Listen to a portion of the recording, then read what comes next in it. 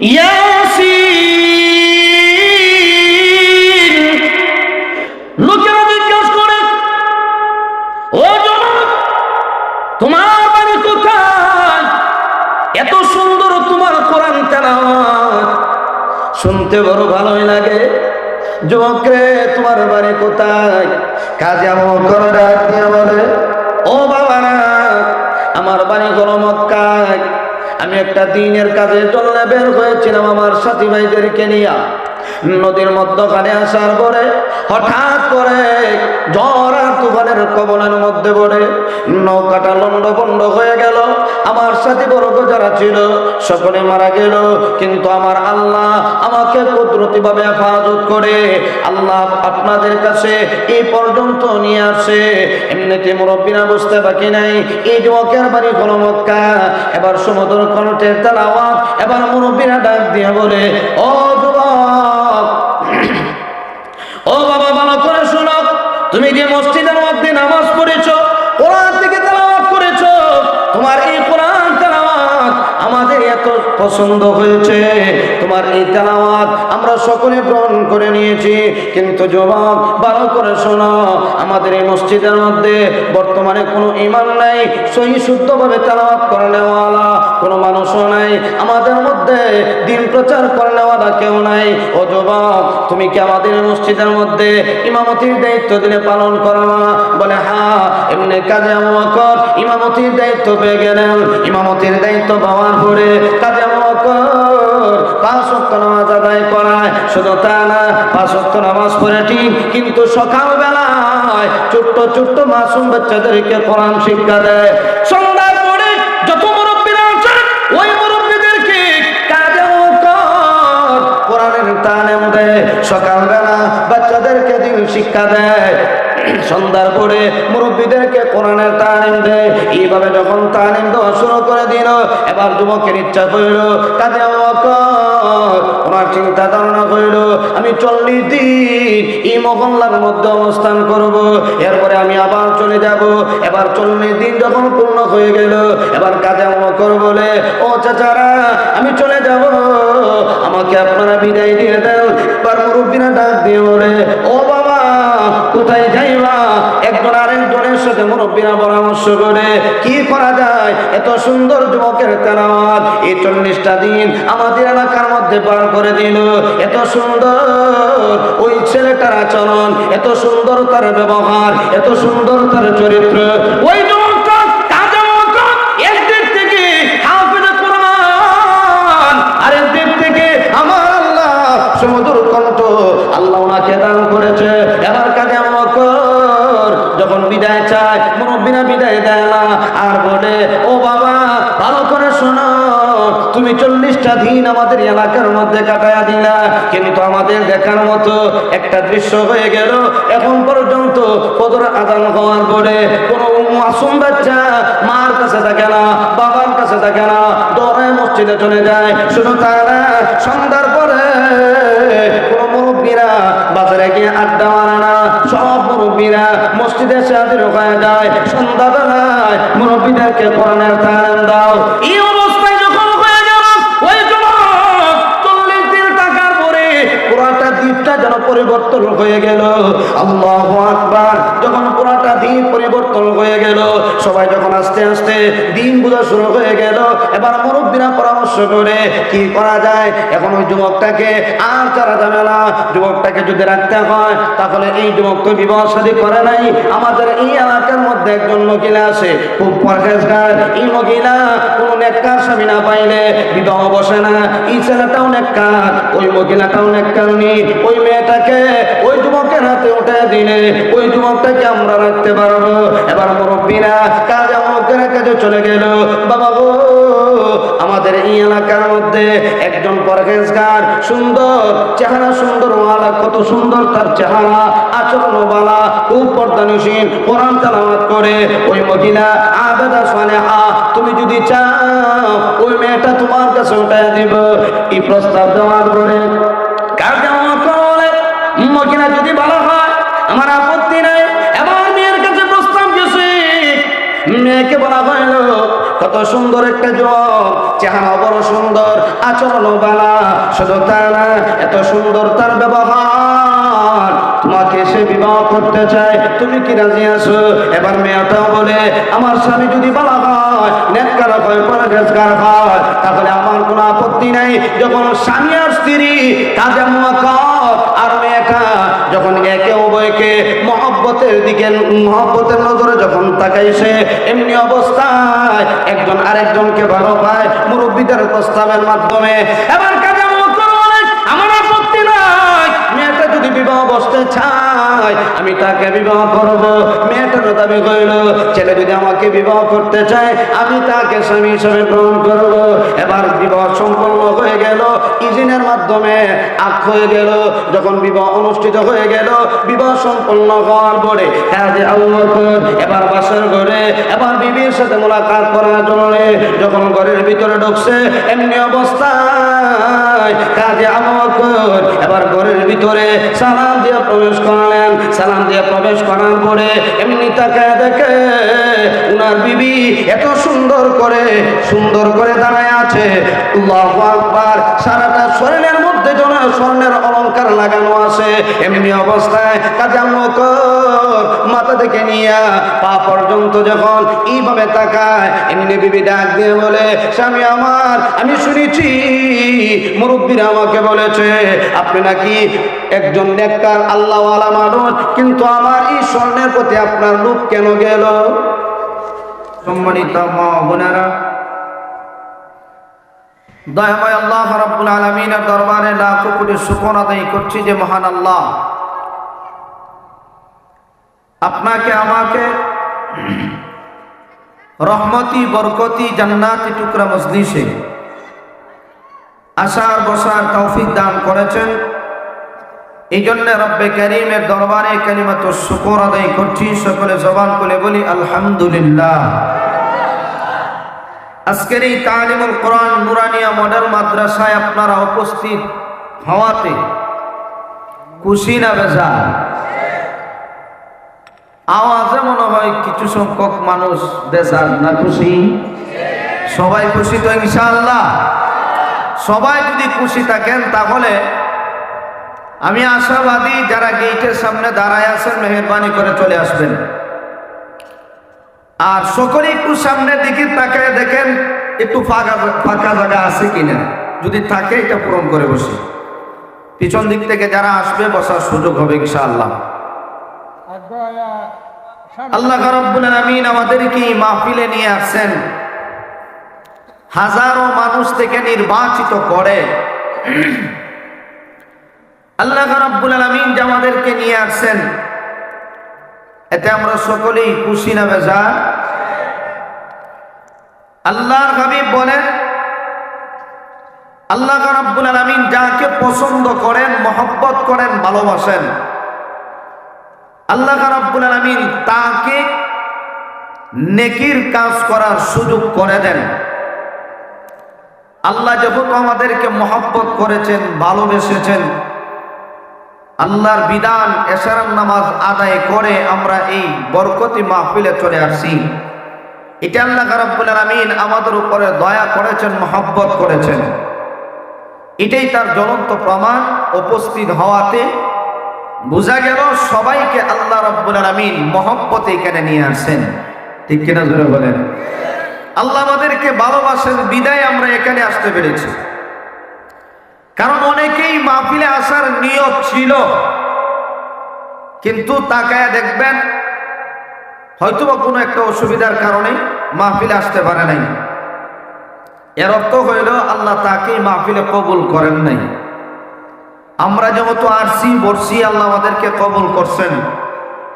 এই জন্য যতক্ষণ পর্যন্ত আলোচনা চলবে আপনারা থাকবেন না যাইবেন গা? সবাই থাকবেন ইনশাআল্লাহ। আমার পরবর্তী যিনি প্রধান আলোচক বড় ভাই কেফায়েতুল্লাহ মাহদি, চমৎকার বয়ান। অনেকে হয়তো বা মোবাইলের মাধ্যমে দেখছেন। নকল আনসারি, সানি আনসারি আমরা যাকে বলি, খুব সুন্দর বয়ান পেশ করবেন ইনশাআল্লাহ। আমি আপনাদের সামনে সংক্ষিপ্ত আকারে কিছু সময় আলোচনা করব ইনশাআল্লাহ। আল্লাহ রাব্বুল আলামিন বলেন, ইয়া আইয়ুহাল্লাযীনা আমানুত্তাকুল্লাহ, হে ঈমানদারেরা আমি আল্লাহকে ভয় করো, ওয়াবতাগু ইলাইহিল ওয়াসিলা,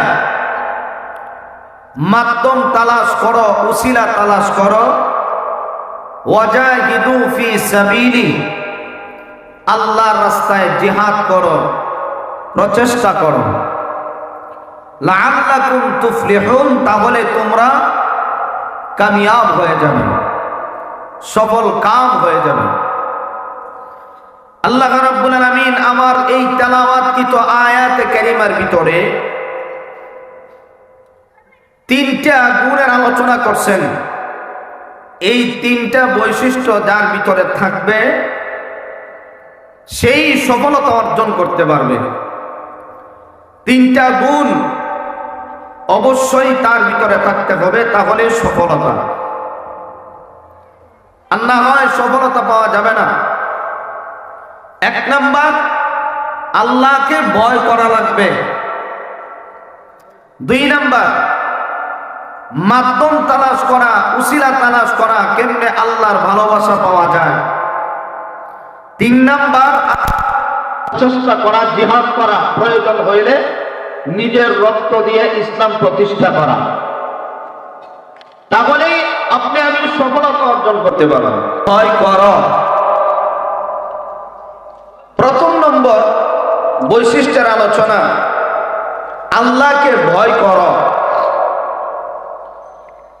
অধিকাংশ আয়াতে কারিমার ভিতরে আল্লাহ রাব্বুল আলামিন মানুষগুলিকে ওয়াজ করেছেন, আমি আল্লাহকে ভয় করো, আমি আল্লাহকে ভয় করো। এখন এই আলোচনা, এই পয়েন্টটা বোঝার জন্য অবশ্যই আমরা এই ইত্তাকুল্লাহ, আল্লাহকে ভয় করা, তিনটা পয়েন্ট আমরা স্মরণ রাখবো। এক নাম্বার হইল, আমরা আল্লাহকে কেন ভয় করব? প্রশ্ন বুঝছেননি? আমরা আল্লাহকে কেন ভয় করব? কিভাবে ভয় করব? আল্লাহকে ভয় করলে আমাদের লাভ কি হবে? বুঝে থাকলে বলুন কয়টা পয়েন্ট? তিনটা। এক নাম্বার হইল আল্লাহকে আমরা কেন ভয় করব, দুই নাম্বার কিভাবে ভয় করব, তিন নাম্বার আল্লাহকে ভয় করলে আমাদের লাভ কি হবে। এই আলোচনা বুঝার জন্য তাকওয়া, আল্লাহকে ভয় করা, এটা বোঝার জন্য আরো সহজ কিছু পন্থা আমি আপনাদের সামনে উপস্থাপনা করি, তাহলে আলোচনাটা বোঝা সহজ হবে। আল্লাহকে ভয় করো, আল্লাহকে ভয় করো। এখন দুনিয়ার ক্ষেত্রে অনেক সময় দেখা যায় একজন আরেকজনকে ভয় করে, কি করে না? আরো জোরে বলেন। এখন দুনিয়ার ক্ষেত্রে আমি যতটুকু বুঝে পাই না, মানুষ একজন আরেকজনকে ভয় করে, এর উল্লেখযোগ্য কয়েকটা কারণ আছে। এর মধ্যে একটা কারণ হইল ক্ষমতা। কিসের কারণে ভয় করে? আলোচনা বুঝে থাকলে একটু আওয়াজ করে বলেন, কিসের জন্য? ক্ষমতা বেশি, পাওয়ার বেশি। ক্ষমতা যার বেশি আছে, দুর্বল মানুষ যারা ক্ষমতাশীলের কাছে সামনে দাঁড়ায়নি, কেন দাঁড়ায় না? ভয় লাগে, ক্ষমতা বেশি। দুই নাম্বার, দুনিয়ার ক্ষেত্রে আমরা একজন আরেকজনকে ভয় করি। দুই নম্বর উল্লেখযোগ্য বৈশিষ্ট্য হইল, উল্লেখযোগ্য কারণ হইল, ওই লোকটা অস্ত্র বেশি। কি বেশি? অস্ত্র যার কাছে আছে এ শক্তিশালী, আর যার কাছে অস্ত্র নাই দুর্বল। তিন নাম্বার উল্লেখযোগ্য কারণ, সৈনিক বেশি। যার সৈনিক আছে তার পাওয়ারও বেশি, যার সৈনিক নাই পাওয়ারও। 4 নম্বর উল্লেখযোগ্য কারণ, একজন আরেকজনকে আমরা ভয় করি কেন? 4 নম্বর কারণ হইল তার অর্থ বেশি, টাকা পয়সা বেশি, টাকা যার বেশি জোরও তার বেশি। জোর যান, কথা কয় না, হ্যাঁ, যার টাকা বেশি তার পাওয়ার বেশি। দৈরে লাইমু, খাইতে লাইমু, বাইরে বাইরে লাইমু, প্রয়োজন হইলে যদি জেলা যায় পুলিশ, বড় বড় ওসি, আমার পকেটে ঢুকানো আছে, টাকার অভাব নাই, তার পাওয়ারও বেশি। এই জন্য যার কাছে টাকা বেশি, অর্থ বেশি, এই লোকটাকে মানুষে ভয় পায়। তাহলে আমরা বুঝলাম দুনিয়ার নিজাম, দুনিয়ার ক্ষেত্রে আমরা একজন আরেকজনকে ভয় করি। এর উল্লেখযোগ্য 4টা কারণ। 1 নম্বর হইল তার ক্ষমতা বেশি, 2 নম্বর হইল তার অস্ত্র বেশি, 3 নম্বর তার লোক বেশি, তার সৈনিক বেশি, 4 নম্বর হইল তার অর্থ বেশি, টাকা পয়সা বেশি। এই জন্য দুনিয়ার ক্ষেত্রে আমরা একজন আরেকজনকে ভয় পাই। ঠিক তেমনি ভাবে আল্লাহ যে বলেছেন আমি আল্লাহকে ভয় করো, আমি আগে আপনাদের সামনে 3টা কারণ উল্লেখ করেছি বোঝানোর জন্য। 3টা পয়েন্ট স্মরণ রাখবেন। 1 নম্বর, আমরা আল্লাহকে কেন ভয় করব? দুনিয়ার ক্ষেত্রে এই মানুষগুলি আমরা একজন আরেকজনকে যেভাবে ভয় করি, 4টা জিনিস তার কাছে থাকার কারণে মানুষ একজন আরেকজনকে ভয় পায়। আল্লাহ বলেন দুনিয়ার ক্ষেত্রে মানুষ যেভাবে ক্ষমতার কারণে একজন আরেকজনকে ভয় পায়, ঠিক তেমনি ভাবে একজন আরেকজনকে ভয় পায় অস্ত্রের কারণে, একজন আরেকজনকে ভয় পায় তার সৈন্য বেশি, একজন আরেকজনকে ভয় পায় তার টাকা পয়সা বেশি। আল্লাহ বলেন এ দুনিয়ার মানুষ, তোমরা দুনিয়ার ক্ষেত্রে একজন আরেকজনকে ভয় পাও, এই 4টা বৈশিষ্ট্য, 4টা গুণ থাকার কারণে তাকে তোমরা ভয় পাও। দুনিয়াতে আমার যে সমস্ত বান্দা বান্দিরা আছো, ভালো করে শুনে নাও, আমি আল্লাহ ক্ষমতার অভাব নাই, আমি আল্লাহ সবচাইতে বেশি ক্ষমতাশীল। শুধু তা না, আমি আল্লাহর সৈনিক বেশি, আমি আল্লাহর অস্ত্র বেশি, আমি আল্লাহর সম্পদ বেশি। অতএব ভয় করবা কাকে? আরো জোরে বলেন। এই 4টা বৈশিষ্ট্য মানুষের থাকার কারণে একজন আরেকজনকে ভয় পায়। উল্লেখযোগ্য কয়টা কারণ? এই 4টা। এই 4টার জন্য একজন আরেকজনকে ভয় পায়। আল্লাহ বলেন তোমার কাছে যে ক্ষমতা আছে এর চাইতে বেশি ক্ষমতাশীল আমি আল্লাহ। ঠিক কিনা জোরে বলেন। এই জন্য একটা জিনিসে সংক্ষিপ্ত আকারে আলোচনা করি, ক্ষমতা। আজকে আমরা ক্ষমতার বড়াই, যার ক্ষমতা বেশি তার পাওয়ারও বেশি। এই জন্য দেখবেন বর্তমান আওয়ামী লীগের ক্ষমতা বেশি, এই জন্য বিএনপির পাওয়ার নাই, কথা কয় না। আর যদি বিএনপি ক্ষমতাতে যায় তাহলে আওয়ামী লীগের পাওয়ার, জাতীয় পার্টি গেলে বিএনপির পাওয়ার থাকবে না। যে যে সময় ক্ষমতাতে থাকবে তারই পাওয়ার বেশি। এই পৃথিবীতে আপনি তাকায় দেখবেন সারা বিশ্বের সমস্ত মানুষ, সমস্ত দেশ যে দেশটাকে ভয় পায়, এই দেশের নাম কি? হ্যাঁ, আমেরিকার পাওয়ারও বেশি। 1 নম্বর তার ক্ষমতা আছে, 2 নম্বর তার টাকাও আছে, 3 নম্বর তার সৈনিকও আছে, 4 নম্বর তার অস্ত্র আছে। এই কারণে পৃথিবীর সমস্ত দেশগুলি তাকে ভয় করে। আল্লাহ বলেন এ দুনিয়ার মানুষ, আমি আল্লাহকে কেন ভয় করবা? আমি আল্লাহর সব দিক থেকে, আমি আল্লাহর ক্ষমতাও বেশি, সৈনিকও বেশি, অস্ত্রও বেশি, অর্থও বেশি। এই দুনিয়াতে যা সম্পদ আছে মালিককে। আরো জোরে বলেন। এই জন্য আমার কথাগুলি দিল দিয়া বুঝবেন। আল্লাহ রাব্বুল আলামিন বলেন দুনিয়ার মানুষ, আমি আল্লাহকে ভয় কর। আমরা আল্লাহকে কেন ভয় করব?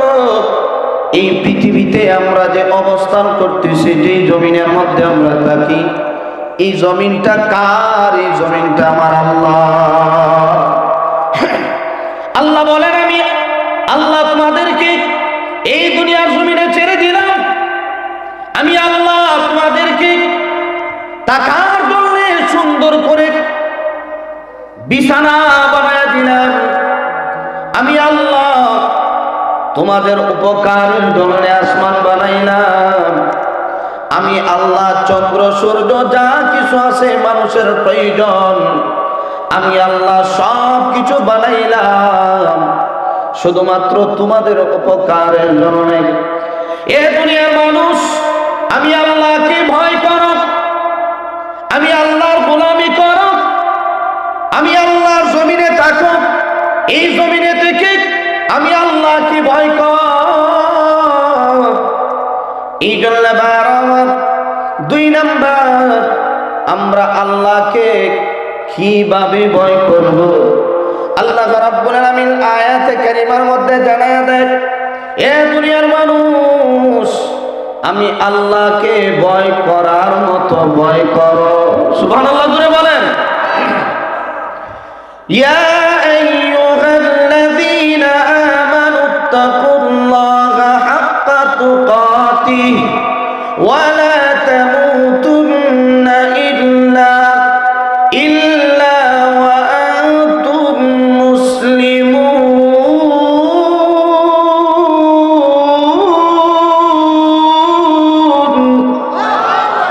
আল্লাহ বলেন, ইয়া আইয়ুহাল্লাযীনা আমানুত্তাকুল্লাহ হাক্কা তুকাতি, আমি আল্লাহকে ভয় করার মতো ভয় করো। তাহলে তোমার লাভ কি হবে? আল্লাহ বলেন, দুনিয়াতে যারা আমি আল্লাহকে ভয় করবা, তাহলে তোমাদের লাভ হবে 2টা। সুবহানাল্লাহ জোরে বলেন। কয়টা লাভ? 2টা। এর মধ্যে দুনিয়াতে একটা লাভ, পরকালে আরেকটা লাভ। সুবহানাল্লাহ জোরে বলেন। দুনিয়ার লাভ কি?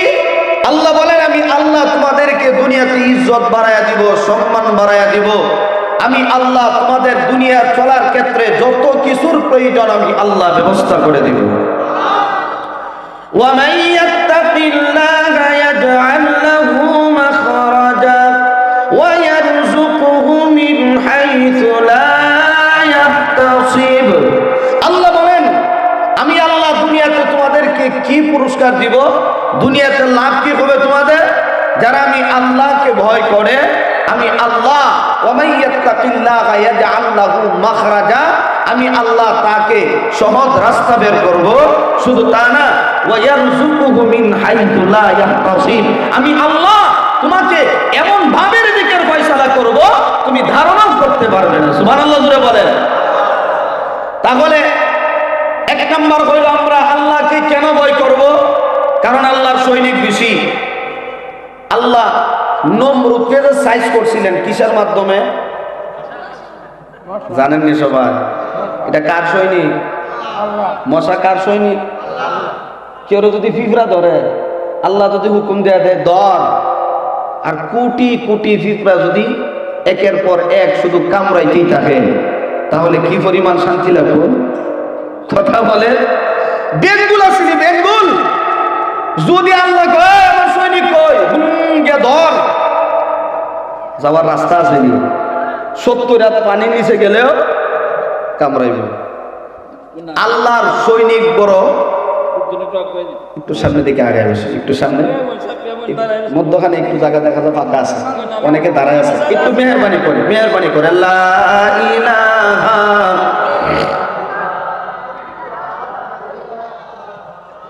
সামনে জায়গা আছে, সামনে জায়গা আছে ভাই। লা ইলাহা ইল্লাল্লাহ,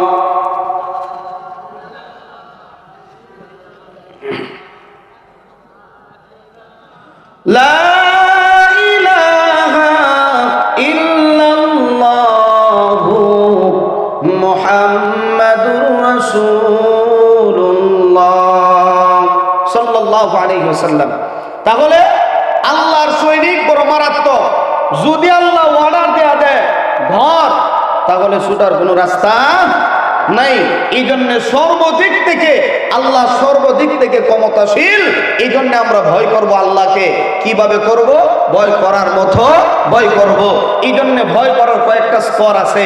ভয় করব তো ঠিক আছে, এর মধ্যে 1 নাম্বার, আল্লাহকে তো আমরা ভয় করি ঠিক।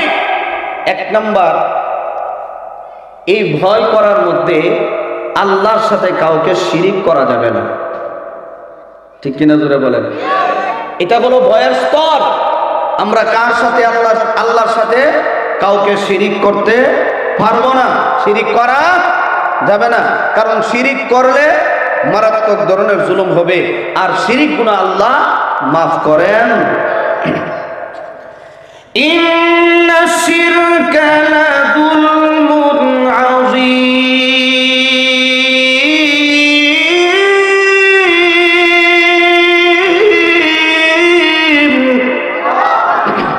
আল্লাহ বলেন শিরিক হইল মারাত্মক ধরনের জুলুম, এটা অন্যায়। আল্লাহ বলেন সব ধরনের গুনাহ আমি আল্লাহ মাফ করতে পারি, কিন্তু শিরিক গুনাহ মাফ করব না। এই জন্য ভাই 2 নাম্বার, গুনাহ করা যাবে না। তাকওয়া আছে ঠিক, আল্লাহর ভয় আছে আমাদের ভিতরে ঠিক, তবে গুনাহ করা যাবে না। 1 নাম্বার শিরিক করা যাবে না, 2 নাম্বার গুনাহ করা যাবে না, 3 নাম্বার সন্দেহ করা যাবে না। এটা বড় মারাত্মক সমস্যা। ইন্না বাদ জন্মে ইসমুন, ধারণা করা এটা গুনার কাজ, করা যাবে না।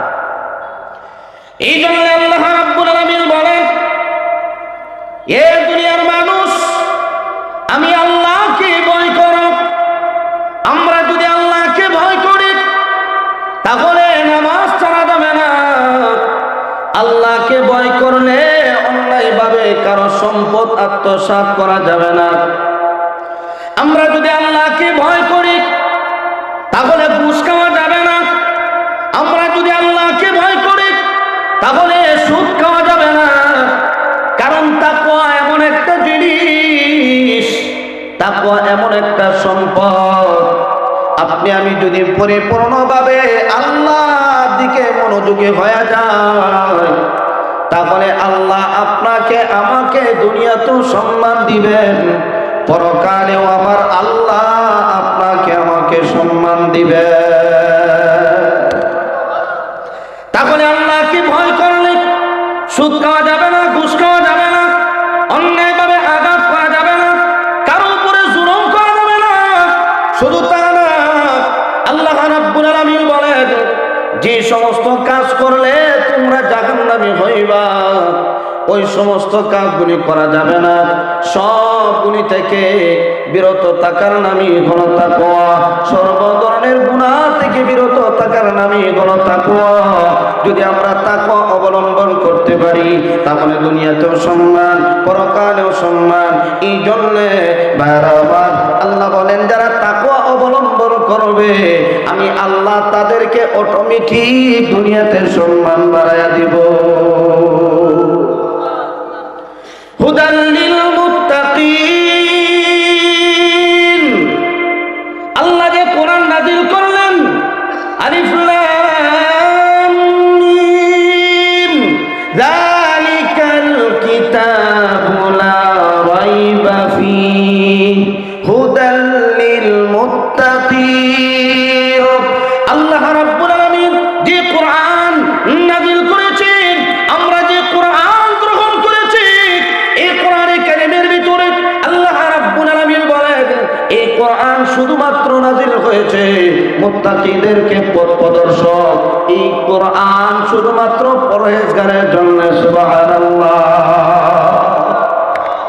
কোরআন মুত্তাকিদের জন্য পথ প্রদর্শক। পরহেজগার যারা, আল্লাহওয়ালা যারা, মুত্তাকি যারা, কোরআন তাদেরকে সঠিক পথ দেখায়া দেয়। সুবহানাল্লাহ জোরে বলেন। এই জন্য আল্লাহ বলেন ওয়ামান ইয়াত্তাকিল্লাহা ইয়াজআল লাহু মাখরাজা। আল্লাহ যে বললেন যে আমি রাস্তা বের করে দিব, ওয়া ইয়ারযুকুহু মিন হাইসু লা ইয়াহতাসিব, এমন ভাবে রিজিকের ফয়সালা করব কল্পনাও করতে পারবেন না। তাহলে আল্লাহ যে কোরআনে এই কথা বলছেন এটা সত্য না মিথ্যা? এই জন্য দেখবেন যারা আল্লাহওয়ালা, সত্যিকারের আল্লাহওয়ালা, 24 ঘন্টা আল্লাহর তাসবিহ আদায় করে, এই আল্লাহওয়ালা মানুষগুলি দেখবেন দুনিয়াতে কারো সাথে বেহুদা কোনো কথাবার্তা বলবে না। ওনার একটাই চিন্তা আমি 24 ঘন্টা আল্লাহর তাসবিহ আদায় করব।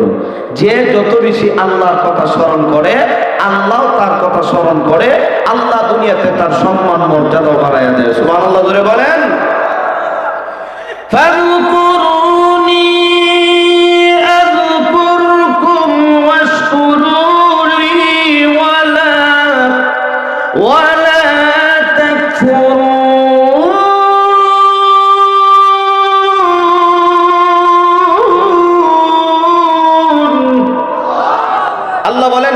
ফাদকুরুনি আযকুরুকুম, যারা আমি আল্লাহকে স্মরণ করবা আমি আল্লাহ তোমাদেরকে স্মরণ করব। সুবহানাল্লাহ জোরে বলেন। তাহলে আল্লাহওয়ালা যারা তারা আল্লাহকে সব সময় স্মরণ করে, এই জন্য আল্লাহ তাদেরকে স্মরণ করেন। দুনিয়াতে সর্ব ধরনের বিপদ থেকে আল্লাহ উদ্ধার করে দেন।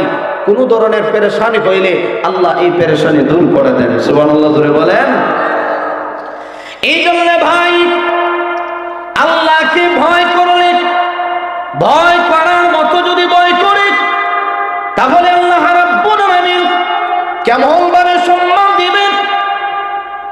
সাহাবায়ে কেরাম আমার আল্লাহকে কি পরিমাণ ভয় করতেন, আল্লাহর প্রতি সাহাবীদের কেমন ভালোবাসা ছিল।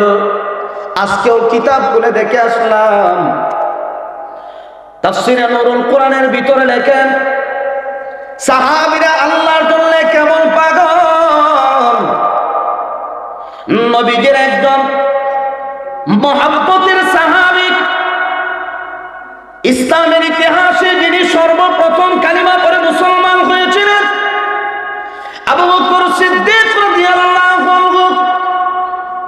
যে আবু বকর সিদ্দিক রাদিয়াল্লাহু আনহু ওনার মেয়ে আমার নবীর কাছে বিবাহ দিয়েছিল আয়েশা সিদ্দিকা রাদিয়াল্লাহু আনহাকে। বদরের যুদ্ধে নবী এবং নবীর সাহাবীরা যখন যুদ্ধের ময়দানে গেলেন, যুদ্ধের ময়দানে যাওয়ার পরে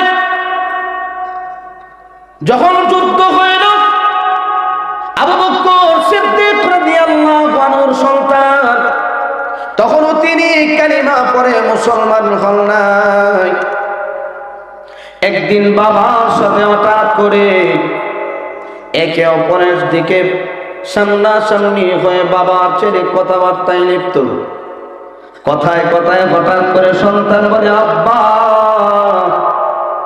আপনি যে গিয়েছিলেন মুহাম্মদ সাল্লাল্লাহু আলাইহি ওয়াসাল্লাম উনার সাহাবী হয়ে যুদ্ধের ময়দানে বদরের যুদ্ধে গিয়েছিলেন আমাদের বিপক্ষে জিহাদ করার জন্য, কিন্তু আব্বা ও আমার শ্রদ্ধা আব্বা, বদরের যুদ্ধে আমি আপনাকে কয়েকবার আমার নজরে আপনি পড়ছেন, আমি চাইলে আপনাকে দুনিয়া থেকে বিদায় করে দিতে পারতাম, কিন্তু আব্বা গো কেন আপনাকে মারি নাই জানেননি? কারণ আপনি হলেন আমার জন্মদাতা পিতা। বাবার সম্মান, বাবার মর্যাদা দেওয়ার জন্য আমি আপনাকে আঘাত করি নাই। সন্তান যখন এই কথা বন্ধ করে দিল, এবার আবু বকর সিদ্দিক রাদিয়াল্লাহু আনহু বলেন, এ সন্তান শোনো, তুমি তো আমাকে দেখেছ, আমাকে তুমি সাথ দিয়েছ, কিন্তু আমি আল্লাহ এবং তার রাসূলকে কত ভালোবাসি জানো? তুমি যদি আমার চোখের সামনে একবার পড়তা, তাহলে আমি তোমাকে এইভাবেই ছেড়ে দিতাম না। আবু বকর সিদ্দিক রাদিয়াল্লাহু আনহু আল্লাহ এবং নবীর প্রতি কেমন ভালোবাসা, এই ভালোবাসা যদি আপনার আমার ভিতরে থাকে, তাহলে আমার মনে হয় না কেউ গুনাহ কাজ করবে। আল্লাহর প্রেম আর আল্লাহর ভালোবাসা, নবীর ভালোবাসা যদি অন্তরে থাকে, তাহলে কোনো মানুষ গুনার কাজ করতে পারে না। এই জন্য আল্লাহ রাব্বুল আলামিন বলেন, আমি আল্লাহকে ভয় করো, ভয় করার মতো ভয় করো। ইয়া আইয়ুহাল্লাযীনা আমানুত্তাকুল্লাহ হাক্কা তুকাতিহ, ভয় করার মতো ভয় করো। তাহলে আমরা যদি আল্লাহকে ভয় করার মতো ভয় করি, তাহলে আল্লাহ রাব্বুল আলামিন আমাদেরকে দুনিয়াতেও সম্মান দিবেন, পরকালেও সম্মান দিবেন। কিভাবে সম্মান দিবেন?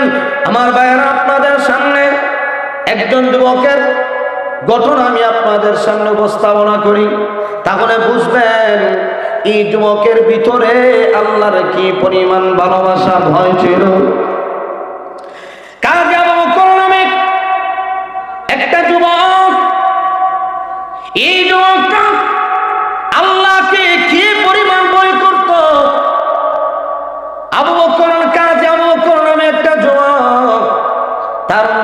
ছিল মক্কায়, খানায় কাবার সামনে একেবারে পাশাপাশি, আল্লাহর ঘরের সাথেই ওনার বাসা। কিন্তু ওই কাজী আবু বকর একজন যুবক ছেলে। ও যুবক ভাইয়েরা, ভালো করে কথাগুলি বুঝবেন।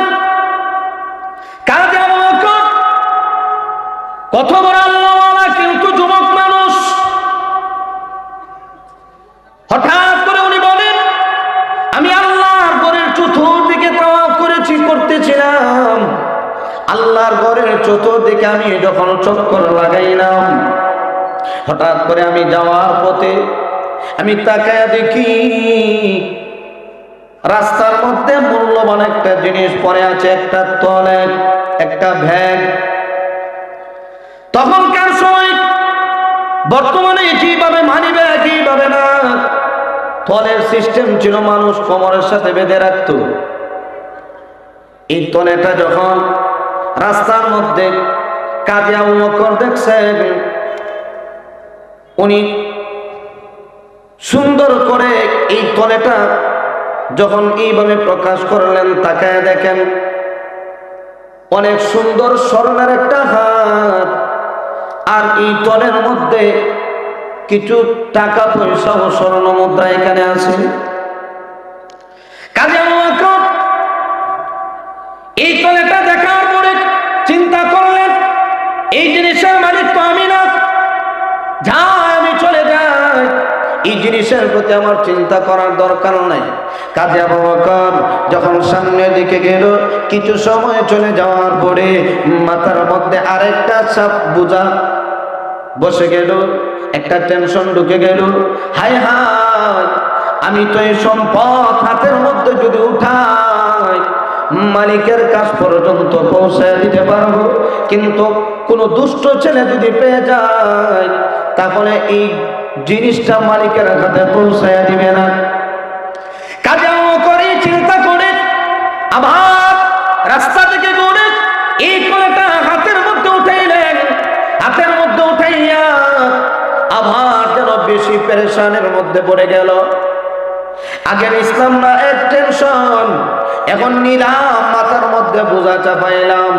কাজী আবু বকর এই স্বর্ণের হার যখন হাতের মধ্যে উঠাইল, এবার চিন্তা করে আমি কিভাবে মালিকের কাছে এটা পৌঁছে দিব। এবার কাজী আবু বকর এই স্বর্ণের হার নিয়ে, তখনকার সময় যারা হজ করার জন্য হাজী সাহেবরা যাইতেন, তখনকার হাজী সাহেবরা তাঁবু টানায় টানায় অবস্থান করত। বর্তমানের মতো বিল্ডিং ছিল না, থাকার মতো সুব্যবস্থাও ছিল না, মানুষগুলি তাঁবু টানায় টানায় অবস্থান করত। এবার কাজী আবু বকর তাঁবুর সামনে গিয়ে আওয়াজ করে বলে, আসেননি কেউ কোনো হাজী সাহেব, কারো মূল্যবান কোনো সম্পদ হারাইছে, আমার কাছে যদি উপযুক্ত প্রমাণ দিতে পারেন আমি আপনার জিনিসগুলি আপনার হাতে উঠে দিব। কিতাবে লেখা হয় একদিন, 2 দিন, 3 দিন যাওয়ার পরেও কোন মালিক খুঁজে পাওয়া যায় না। কাজী আবু বকর আরো বেশি পেরেশানির ভিতরে পড়ে গেল। কি করব? এই যুবক ছেলেটা এত দুর্বল ছিল, এত গরিব, হাদিস সাহেবরা হজ করার জন্য যাইত, ব্যাগ টেনে টেনে কিছু টাকা উপার্জন করে তার 15 দিন পার করে। এত দুর্বল, টাকা নাই, পয়সা নাই, এত গরিব। শুধু তা না, তার আত্মীয় স্বজন বলতে কেউ নাই, তার মা নাই, বাবা নাই, এই মক্কার মধ্যে আত্মীয় স্বজন বলতে কেউ নাই। কাজী আবু বকর কাজ করলে খাবার আছে, কাজ নাই তো খাবার নাই। কাজী আবু বকর চিন্তা করলেন, আমি 3 দিন ধরে কষ্ট করতেছি কিন্তু কোনো মালিক খুঁজে পাই না, কি করব? যখন সূর্য ডুবে ডুবে এমন সময়, সন্ধ্যার টাইম যখন হয়ে গেল, হঠাৎ করে একজন বড় যুবকের দিকে দৌড়ে আসতেছে।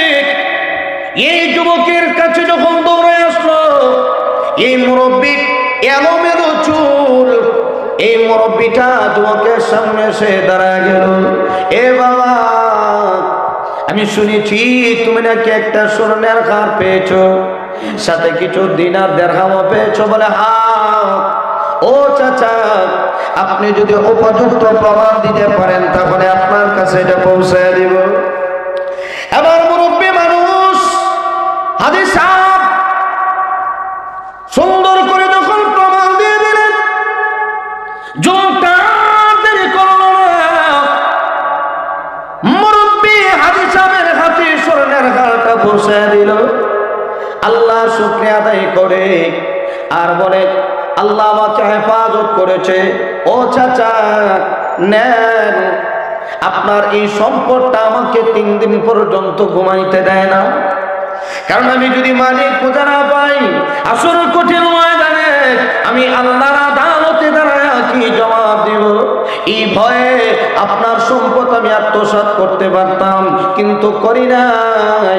একমাত্র আল্লাহর ভয়ে আমি দুর্বল হতে পারি, আমি গরিব হতে পারি, কিন্তু চাচা গো, আপনার সম্পদ আমার আত্মসাৎ করার কোনো লোভ নাই।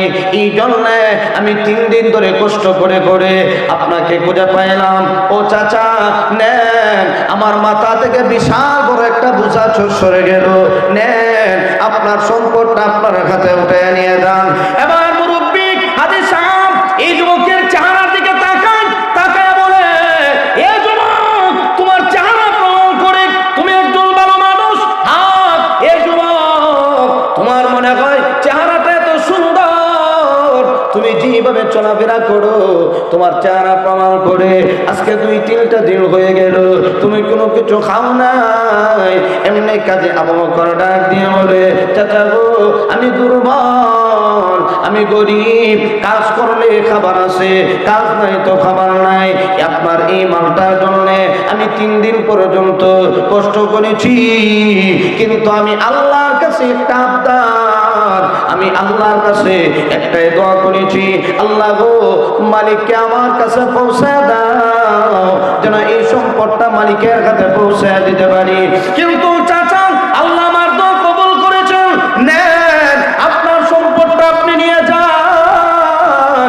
এবার চাচা সম্পদটা হাতের মধ্যে নেওয়ার পরে, স্বর্ণের হার নেওয়ার পরে, এবার যুবককে খুশি হইয়া মুরব্বী চাচা কিছু টাকা উনার হাতে উঠাইয়া দেয়। এ যুবক, নেও, তোমার মনের মতো চাহিদা মতো তুমি খেয়ে নিবা, তোমার যা মনে চাই তা খাইবা। কিন্তু আমার কাজে আমার ডাক দিয়ে বলে, ও চাচা, না না, আপনি আমাকে কেন বিনিময় দেবেন? কারণ বিনিময় যদি দিতে হয়, বিনিময় দিবেন আমার আল্লাহ। সুবহানাল্লাহ। বিনিময় কে দিবেন? এত কষ্ট করলাম, 1 দিন 2 দিন 3 দিন না খায়া এই সম্পদটা আপনার কাছে পৌঁছায় দিলাম, আর বিনিময় আপনি আমারে দিবেন 2-5 টাকা দিয়ে আমাকে বুঝ দিবেন, এই বিনিময় আমি নিব না। কারণ বিনিময় যিনি দিবেন উনি আমার আল্লাহ। আমি ধৈর্যশীল, আমি ধৈর্য ধারণ করেছি। আপনার সম্পদ আমি আত্মসাৎ করতে পারতাম, কিন্তু করি নাই। আমি ধৈর্য ধারণ করেছি, ধৈর্য ধারণ করে আপনার সম্পদ আপনার হাতে উঠে দিয়েছি। বদলা যদি দিতে হয় তাহলে আমার আল্লাহ দিবেন। সুবহানাল্লাহ জোরে বলেন। বদলা আল্লাহ দিবেন। এবার যুবক কোনো টাকা পয়সা নিছে না। চাচা, একটা আবদার হইল, আপনি শুধু আমার জন্য দোয়া করবেন, আল্লাহ যেন আমাকে সঠিক পথে পরিচালনা করেন। সুবহানাল্লাহ জোরে বলেন। দোয়া নিয়ে যুবক কাজী আবু বকর এবার চলে গেছে। অনেকদিন পরে কাজী আবু বকর দিন এক কাজে ওনার সাথীদেরকে নিয়ে কোথাও যাবেন, শহরে দিন প্রতিষ্ঠা করার জন্য উনি যাবেন। কিন্তু ভাগ্যের কি পরিহাস, কাজী আবু বকর ওনার সাথীদেরকে নিয়ে নদী পথে রওনা হবেন। যেই নৌকার মধ্যে আরোহণ করছেন, এই নৌকাটা নদীর মধ্যখান দিয়ে যাবে, সাগর, পানির ঢেউ। কাজী আবু বকর এবার সাথীদেরকে নিয়ে রওনা দিয়ে দিলেন, আল্লাহর নাম নিয়ে রওনা করে দিয়েছেন। এবার কাজী আবু বকর যখন নৌকার মধ্যে আরোহণ করছে, সাথীদেরকে নিয়ে যখন কিছু দূর গেছে, নদীর একেবারে মধ্যখানের দিকে গেছে, এমন সময় এমন ভাবে ঝড় আর তুফান শুরু হয়ে গেল, বাতাস, প্রবল বাতাসের কারণে কাজী আবু বকর তারা যে নৌকার মধ্যে আরোহী ছিল, এই নৌকাটা একেবারে লন্ডভন্ড হয়ে গেছে, প্রত্যেকটা কাঠ নৌকা থেকে আলাদা আলাদা হয়ে গেছে। এবার কাজী আবু বকর একটা কাঠের উপরে সুন্দর করে ধরছেন, ধরার পরে আল্লাহ রাব্বুল আলামিন পানির ঢেউয়ের তালে তালে তালে তালে একটা দ্বীপের কাছে নিয়ে লাগাইছেন। বাঁচানোর মালিক কে? আরো জোরে বলেন। আল্লাহ বলেন, আমি আল্লাহকে যারা ভয় করে, আমি আল্লাহ তাকে রাস্তা বের করে দেই, সাহায্য করি। সুবহানাল্লাহ জোরে বলেন। কাজী আবু বকরের এই দেহটা যখন একটা দ্বীপের সাথে লাগছে, অজ্ঞান মানুষগুলি হঠাৎ করে ওনাকে রিসিভ করলেন। রিসিভ করার পরে যখন জ্ঞান ফিরছে, কাজী আবু বকর বলে, ভাই এই আশেপাশে কোনো মসজিদ আছে? বলে হ্যাঁ। বলে ওই মসজিদ যাও। দৌড়াইয়া কাজী আবু বকর মসজিদের ভিতরে হাজির। মসজিদের মধ্যে হাজির হইয়া ওযু করে সুন্দর করে 2 রাকাত নামাজ আদায় করছেন, আল্লাহর শুকরিয়া আদায় করছে। আল্লাহ, তুমি আমাকে হেফাজত করেছো, আমার সাথী ভাইদেরকে একজনকে আমি দেখলাম না, প্রত্যেকেই দুনিয়া থেকে বিদায় হয়ে গেল। আল্লাহ, তুমি আমাকে হেফাজত করছো। নামাজ আদায় করে কাজী আবু বকর আল্লাহর শুকরিয়া আদায় শুরু করে দিয়েছে। শুধু তা না, কাজী আবু বকর সরাসরি কোরআনে কারীম থেকে তেলাওয়াত শুরু করে দিয়েছে। ইয়াসিন ওয়াল কুরআনিল হাকীম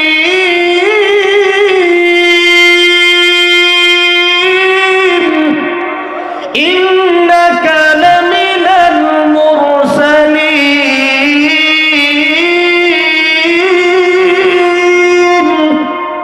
সুমধুর কণ্ঠে কাজী আবু বকর যখন তেলাওয়াত করতেছে, এই তেলাওয়াতের আওয়াজটা সব মুরব্বীদের কানে গিয়ে পৌঁছে গেছে, যুবকদের কানে গিয়ে পৌঁছছে। এমনি অবস্থায় সব মানুষেরা মসজিদের সামনে হাজির, কাজী আবু বকরকে ঘেরাও করছে, তেলাওয়াত শুনতেছে। মানুষের পিরাপিরির আওয়াজে কাজী আবু বকর তেলাওয়াত বন্ধ করে দিয়েছে। লোকেরা জিজ্ঞাসা করে, ও জনক, তোমার বাড়ি কোথায়? এত সুন্দর তোমার কোরআন তেলাওয়াত, শুনতে বড় ভালোই লাগে। যুবক রে, তোমার বাড়ি কোথায়? কাজী আবু বকর ডাক দিয়ে বলে, ও বাবারা, আমার বাড়ি হলো মক্কায়। আমি একটা দিনের কাজের জন্য বের হয়েছিলাম আমার সাথী ভাইদেরকে নিয়ে। নদীর মধ্যখানে আসার পরে হঠাৎ করে ঝড় আর তুফানের কবলের মধ্যে পড়ে নৌকাটা লন্ডভন্ড হয়ে গেল। আমার সাথী বর্গ যারা ছিল সকলে মারা গেল, কিন্তু আমার আল্লাহ আমাকে কুদরতি ভাবে হেফাজত করে আল্লাহ আপনাদের কাছে এই পর্যন্ত নিয়ে আসে। এমনিতে মুরব্বীরা বুঝতে বাকি নাই, এই যুবকের বাড়ি হলো মক্কা। এবার সমুদ্র কণ্ঠের তেলাওয়াত, এবার মুরব্বীরা ডাক দিয়ে বলে, ও যুবক, ও বাবা, ভালো করে শোনো, তুমি যে মসজিদের মধ্যে নামাজ পড়েছো, কোরআন থেকে তেলাওয়াত করেছো, তোমার এই কোরআন তেলাওয়াত আমাদের এত পছন্দ হয়েছে, তোমার এই তেলাওয়াত আমরা সকলে গ্রহণ করে নিয়েছি। কিন্তু যুবক, ভালো করে শোনো, আমাদের এই মসজিদের মধ্যে বর্তমানে কোনো ঈমান নাই, সহি শুদ্ধভাবে তেলাওয়াত করেনেওয়ালা কোনো মানুষও নাই, আমাদের মধ্যে দিন প্রচার করেনেওয়ালা কেউ নাই। ও যুবক, তুমি কি আমাদের মসজিদের মধ্যে ইমামতির দায়িত্ব দিলে পালন করো না? বলে হ্যাঁ। এমনি কাজী আবু বকর ইমামতির দায়িত্ব পেয়ে গেলেন। ইমামতির দায়িত্ব পাওয়ার পরে কাজী আবু বকর 5 ওয়াক্ত নামাজ আদায় করায়। শুধু তা না, 5 ওয়াক্ত নামাজ পড়ে ঠিক, কিন্তু সকালবেলায় ছোট্ট ছোট্ট মাসুম বাচ্চাদেরকে কোরআন শিক্ষা দেয়। সন্ধ্যার পরে যত মুরব্বীরা আছে, ওই মুরব্বীদেরকে কাজী আবু বকর কোরআনের তালিম দেয়। সকালবেলা বাচ্চাদেরকে দিন শিক্ষা দেয়, সন্ধ্যার পরে মুরব্বী মুরব্বীদেরকে কোরআনের তালিম দেয়। এইভাবে যখন তালিম দেওয়া শুরু করে দিল, এবার যুবকের ইচ্ছা করল, কাজে ওনার চিন্তা ধারণা করল, আমি 40 দিন এই মহল্লার মধ্যে অবস্থান করব, এরপরে আমি আবার চলে যাব। এবার 40 দিন যখন পূর্ণ হয়ে গেল, এবার কাজে বকর বলে, ও চাচারা আমি চলে যাব, আমাকে আপনারা বিদায় দিয়ে দেন। এবার মুরব্বীরা ডাক দিয়ে বলে, ও বাবা কোথায় যাইবা? একজন আরেকজনের সাথে মুরব্বীরা পরামর্শ করে কি করা যায়। এত সুন্দর যুবকের তেলাওয়াত এই 40টা দিন আমাদের এলাকার মধ্যে পার করে দিল। এত সুন্দর ওই ছেলেটার আচরণ, এত সুন্দর তার ব্যবহার, এত সুন্দর তার চরিত্র। ওই যুবকটা কাজে বকর একদিক থেকে হাফেজে কোরআন, আরেক দিক থেকে আমার আল্লাহ সমুদ্র কণ্ঠ আল্লাহ ওনাকে দান করেছে। এবার কাজে বকর যখন বিদায় চায়, মুরব্বীরা বিদায় দেয় না, আর বলে, ও বাবা ভালো করে শোনো, তুমি 40টা দিন আমাদের এলাকার মধ্যে কাটায়া দিলা, কিন্তু আমাদের দেখার মতো একটা দৃশ্য হয়ে গেল। এখন পর্যন্ত ফজর আযান হওয়ার পরে কোনো মাসুম বাচ্চা মার কাছে থাকে না, বাবার কাছে থাকে না, দৌড়ায় মসজিদে চলে যায়। শুধু তারা সন্ধ্যার পরে কোনো মুরব্বীরা বাজারে গিয়ে আড্ডা মারে না, সব মুরব্বীরা মসজিদে এসে হাজির হয়ে যায়। সন্ধ্যাবেলায় মুরব্বীদেরকে কোরআনের তালিম দাও। এই অবস্থায় যখন হয়ে গেল, ওই যুবক 40 দিন থাকার পরে পুরাটা দ্বীপটা যেন পরিবর্তন হয়ে গেল। আল্লাহু আকবার। যখন পুরাটা দ্বীপ পরিবর্তন হয়ে গেল, সবাই যখন আস্তে আস্তে দিন বোঝা শুরু হয়ে গেল, এবার মুরব্বীরা পরামর্শ করে কি করা যায়। এখন ওই যুবকটাকে আর ছাড়া যাবে না। যুবকটাকে যদি রাখতে হয় তাহলে এই যুবক তো বিবাহ শাদী করে নাই। আমাদের এই এলাকার মধ্যে একজন মহিলা আছে, খুব পরহেজগার। এই মহিলা কোন নেককার স্বামী না পাইলে বিবাহ বসে না। এই ছেলেটাও নেককার, ওই মহিলাটাও নেককারনি। ওই মেয়েটাকে ওই যুবকের হাতে উঠে দিলে ওই যুবকটাকে আমরা রাখতে পারবো। এবার মুরব্বীরা কাজে মুখের কাজে চলে গেল। বাবা গো, আমাদের এই এলাকার মধ্যে একজন পরহেজগার, সুন্দর চেহারা, সুন্দর ওয়ালা, কত সুন্দর তার চেহারা, আচরণ বালা, খুব পর্দানিসীন, কোরআন তেলাওয়াত করে। ওই মহিলা আবেদা সালেহা, তুমি যদি চাও ওই মেয়েটা তোমার কাছে উঠায় দিব। এই প্রস্তাব দেওয়ার পরে কাজে বলে, মহিলা যদি ভালো হয় আমার আপত্তি নাই।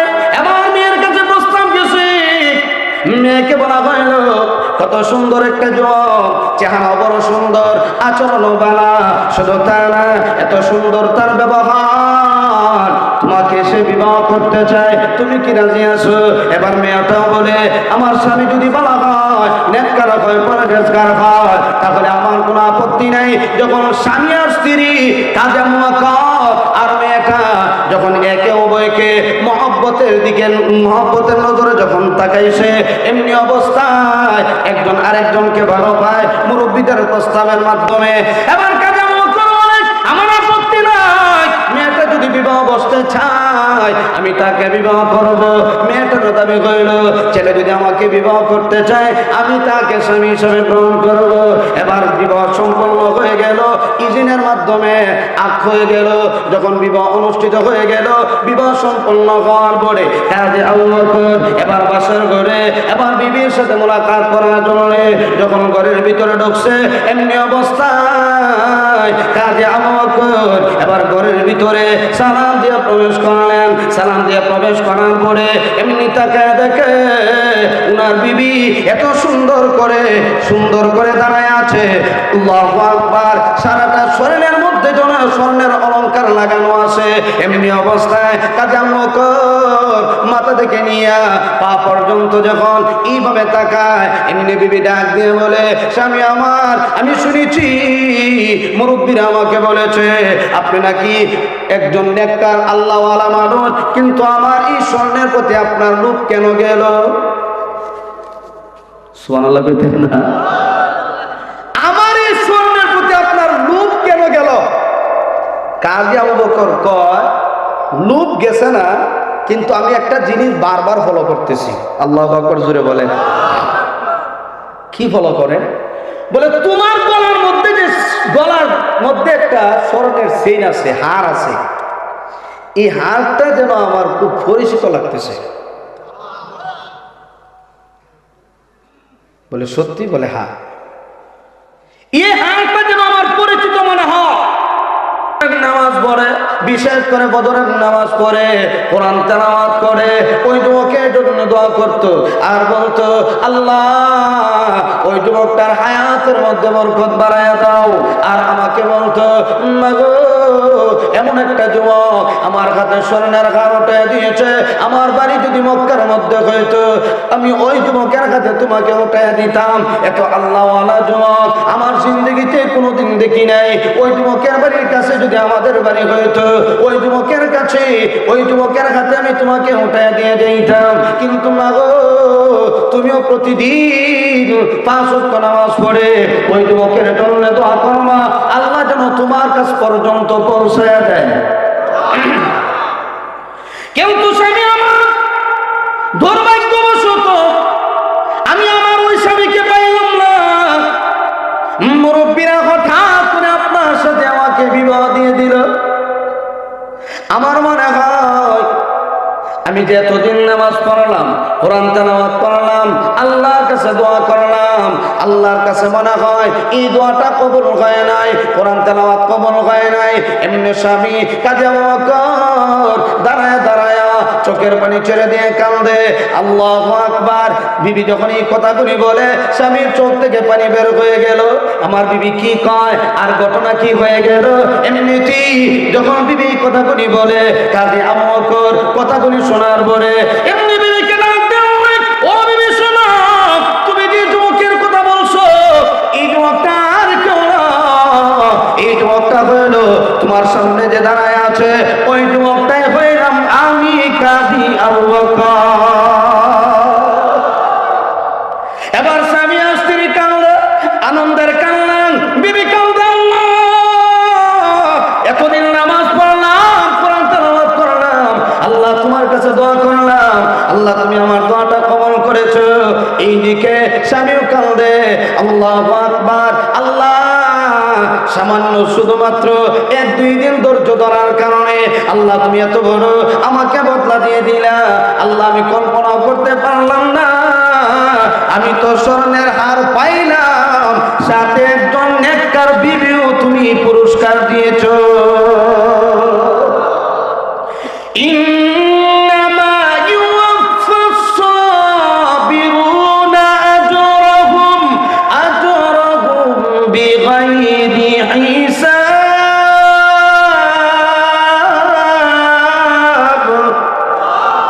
আল্লাহ বলেন কেউ যদি সবরদারি হয়, ধৈর্যশীল হয়, সবর করে, তাহলে আমার আল্লাহ তাকে উত্তম পুরস্কার দান করে, আল্লাহ তাকে মর্যাদা বাড়ায় দেয়। এই জন্যে ধৈর্যশীল হওয়া দরকার।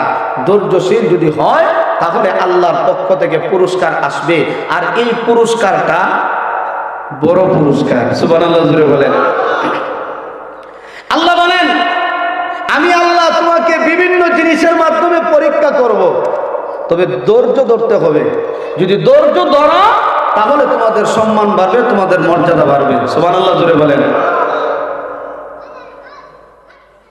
আল্লাহ রাব্বুল আলামিন এই কাজে আবু বকরকে সম্মান দিলেন, মর্যাদা দিলেন শুধুমাত্র ধৈর্য ধরার কারণে।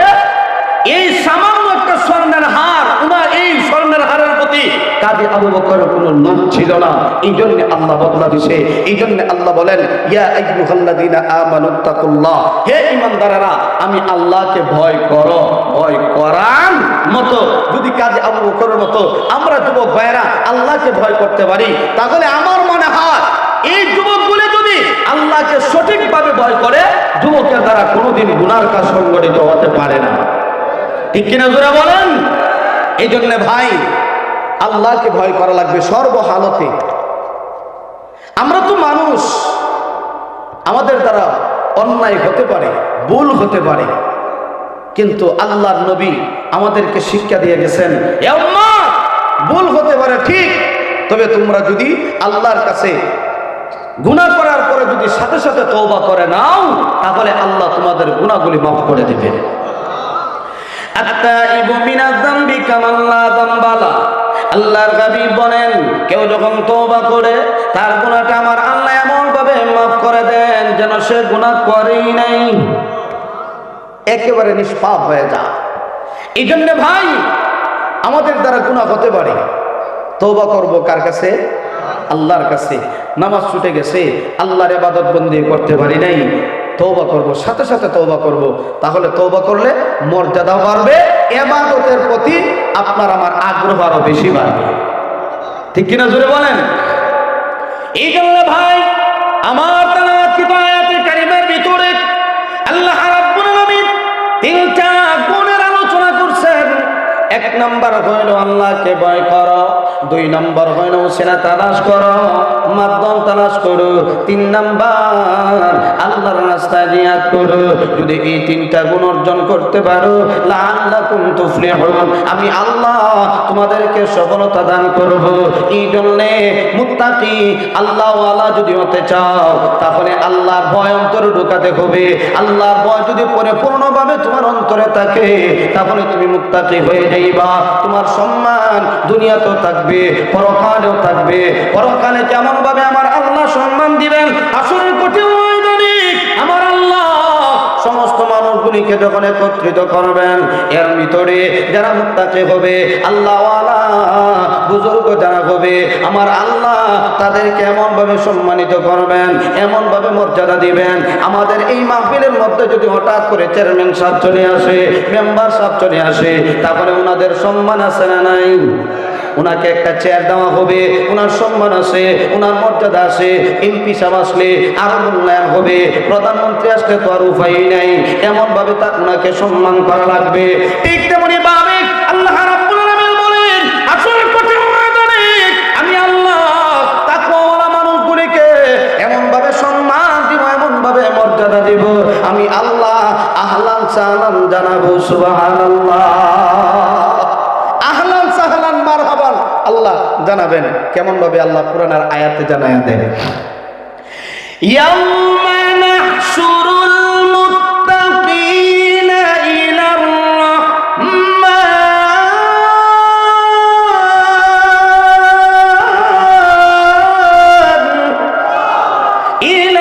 রাহমানি ওয়াফদা।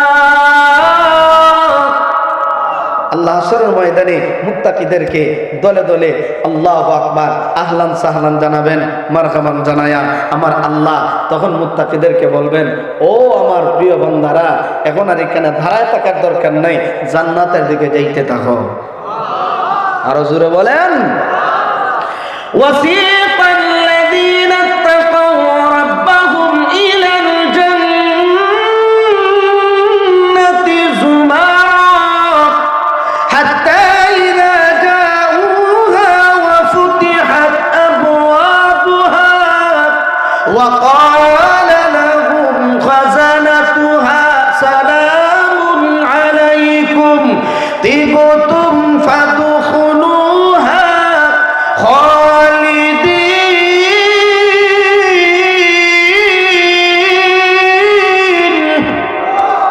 আল্লাহ বলবেন ওয়াসিকাল্লাযীনা ইত্তাকাউ রাব্বাহুম ইলাল জান্নাতি যুমারা, দুনিয়াতে যারা আমি আল্লাহকে ভয় করছো আজকে যাও জান্নাতের দিকে যাও, আমার আল্লাহ দলে দলে জান্নাতের দিকে দিয়ে দিবেন।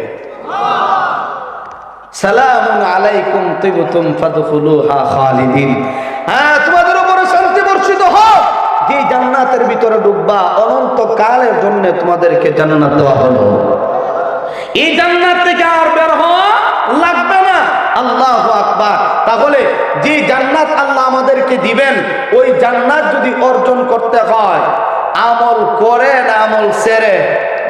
আরো জোরে বলেন, আল্লাহকে ভয় করলে, নামাজ পড়লে, রোজা রাখলে, হজ করলে, যাকাত দিলে, আল্লাহর বিধান মানলে তো জান্নাত পাওয়া সম্ভব, আর না হয় জান্নাত পাওয়া সম্ভব না।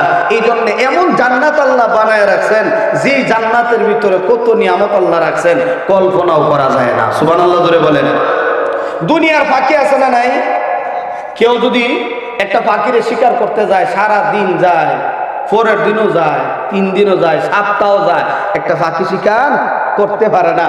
কিন্তু আল্লাহ জান্নাতে, দুনিয়ার কি পাখি, জান্নাতে এমন পাখি দিব যেই পাখি দিয়া খাইলে আপনার অন্তর ঠান্ডা হয়ে যাবে। সুবহানাল্লাহ জোরে বলেন। ওয়ালাহমি তায়রিম মিম্মা